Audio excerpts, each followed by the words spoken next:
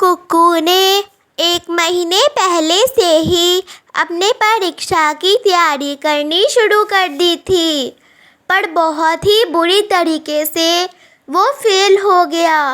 वो टॉप ना कर पाया। इस वजह से वो उदास और निराश रहने लगा। वो पहले की तरह पढ़ाई भी ना करता था। जब ये बात उसके अध्यापक को पता चली, जो कि उसके मार्गदर्शक थे, उसने अपने घर बुलाया। क्या बात है, तुम इतने परेशान क्यों रहा करते हो? अब तो तुमने पहले की तरह पढ़ाई करना भी छोड़ दी। तुम तो एक बहुत अच्छे विद्यार्थी थे, पर अब क्या हुआ? परीक्षा के बाद से तुम्हारा मुंह इतना उतरा क्यों हुआ है? मैंने दिन रात मेहनत की, अपने लक्ष्य पर टिका रहा, पर जो मुझे चाहिए था वो मुझे नहीं मिला। ऐसी बात नहीं है कि जो मुझे चाहिए था उसके लिए मैंने मेहनत नहीं की। मैंने अपने दिलों और दिमाग से मेहनत की, पर फिर भी मुझे वो चीज़ नहीं मिली। अब आपको कोई चीज़ नहीं मिलेगी तो कैसा लगेगा? अध्यापक थोड़ी देर के लिए शांत रहा और फिर उन्होंने उस छोटे से छात्र को बोला, तुम मेरे साथ आओ, मैं तुम्हें एक चीज दिखाता हूँ। वे उसे टमाटर के पौधों के पास ले गए और बोले, इन टमाटर के मरे हुए और सूखे पौधों को देखो। जब मैंने इन सारे पौधों को लगाया था तो मैंने इन्हें बराबर धूप दी थी, जल दिया था, खाद दी थी, कीटनाशक से सुरक्षा। इन्हें सब कुछ बराबर बराबर मिला था, पर मुझे क्या पता था कि कुछ ऐसे पौधे भी होंगे जो खराब हो जाएंगे।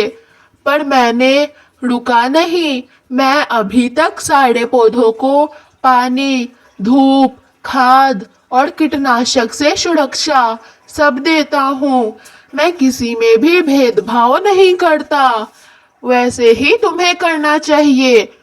अगर तुमसे एक बार में नहीं हुआ तो क्या हुआ, दूसरी बार करो, तीसरी बार करो, वो चीज जरूर होएगी तुमसे। पर तुमने तो हार ही मान लिया है। मैं तुम्हें इसे ढंग से बताता हूँ। जैसे कि एक टमाटर का पौधा खराब है तो इसका मतलब ये नहीं कि टमाटर के सारे पौधे खराब है। और तुम दिन रात बना के पढ़ाई करते हो, और अगर तुम टॉप नहीं कर पाते तो इसका मतलब ये थोड़ी है कि तुम पढ़ाई करना छोड़ दोगे, अपना भोजन करना छोड़ दोगे। तुम्हें और आगे बढ़ना चाहिए, जबकि ये सफलता की सीढ़ी है जो तुम्हें आगे बढ़ाने की कोशिश कर रही है। पर तुम वहीं रहना चाहते हो जहां तुम हो। मैंने जैसा कि बोला, एक बार नहीं हुआ, दूसरी बार नहीं हुआ, तीसरी बार जरूर होगा। इंसान को कोशिश करती रहनी चाहिए, कभी भी हार नहीं माननी चाहिए। मैंने अपने बचपन से इन सारे टमाटरों का ख्याल रखा है। मेरी माँ मुझे बोला करती थी कि बेटा, अगर मैं एक खेती करने वाली कवि हूँ तो तुम ये ना सोचना कि माँ मुझसे उम्मीद नहीं रखती। मुझे तुमसे बहुत उम्मीद है। तुम पढ़ लिख कर एक अध्यापक ही बनना। और मैंने अपने माँ की अपने सारी बातें को सच किया, और भगवान करे अभी वो जहाँ पर भी हैं खुश रहें। तो तुम्हें भी अपनी मम्मा को इसी तरह गर्व से सीना चौड़ा करना है और पढ़ाई लिखाई में ध्यान लगाकर अपना सारा मेहनत पढ़ाई में डालना है, ना कि अगल बगल तुम्हारे दोस्त क्या कर रहे हैं। और भी बहुत कुछ, जितना कुछ मैंने तुम्हें समझाया है उतना कुछ तो मेरी माँ ने भी मुझे अपने बचपन में नहीं सिखाया था।